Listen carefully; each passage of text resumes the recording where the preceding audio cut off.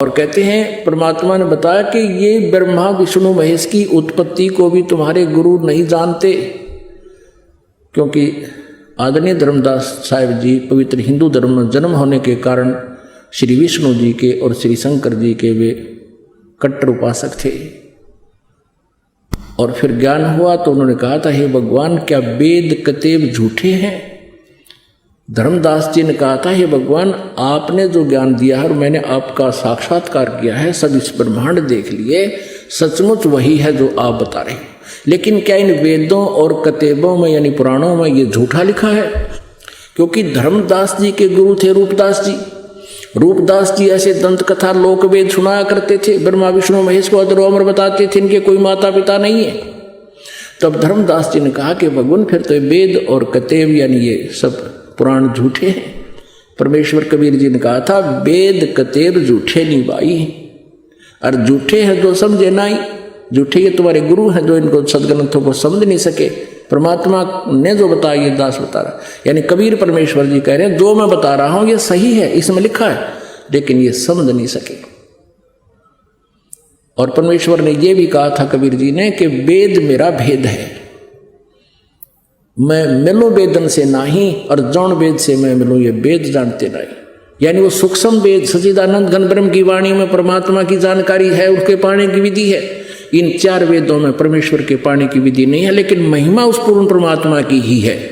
इसलिए भगवान ने 600 वर्ष पहले कबीर साहब ने कहा था कि ये वेद मेरा ही भेद बता रहे हैं, पर इनमें मेरे पाने की विधि नहीं है। धर्मदास ये जग बोराना, कोई न जाने पद निर्वाणा, यही कारण मैं कथा पसारा, इन सब से कहिए वो राम नियारा। अपनी महिमा आप ही डबल रोल में बता रहे हैं। अब कहते हैं, यही ज्ञान जग जीव सुनावो, सब जीवों का भरम नसाओ।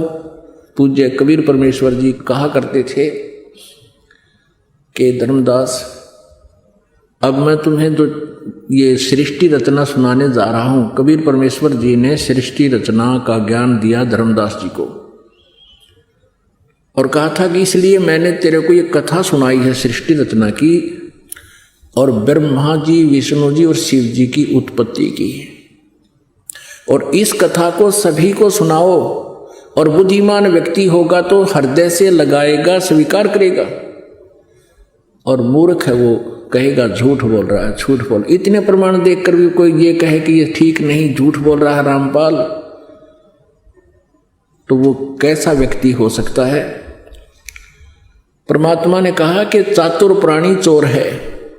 ये नकली गुरु तो चातुर हैं, कुछ संस्कृत बोल रहे, कुछ इंग्लिश बोल रहे, कुछ हिंदी मिला लेते हैं, एंड बैंड बोल रहे हैं, ये उवा वाई बक रहे हैं।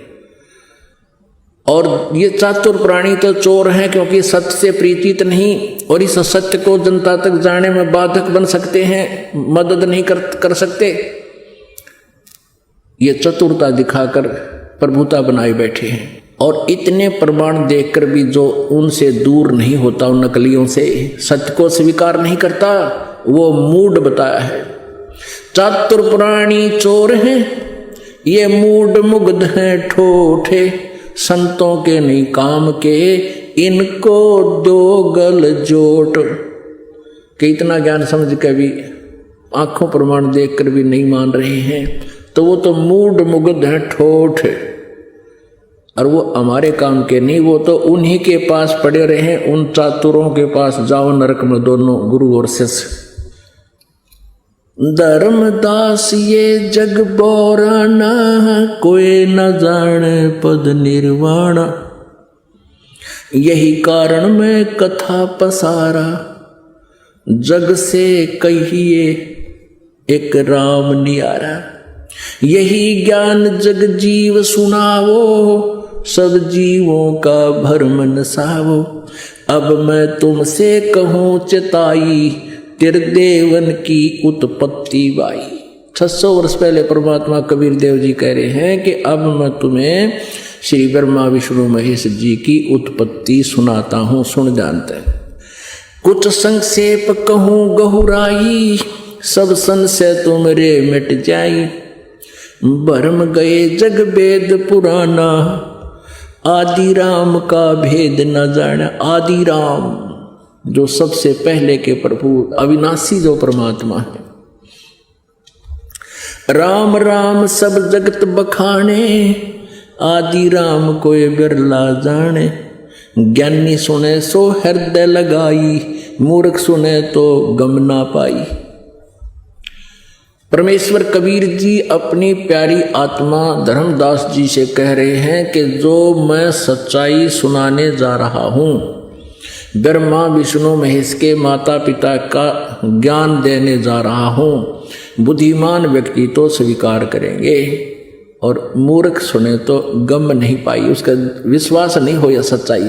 और अब तो परमात्मा ने दया कर दी, शास्त्र आपके समक्ष हो गए, रूबरू हो गए, आपके पास रखे हैं, आप उनसे तुलना कर सकते हो और तुलना करके तुरंत स्वीकार करना चाहिए। बुद्धिमान का कर्तव्य बनता है, बस तेरे दिन धोखा खाए।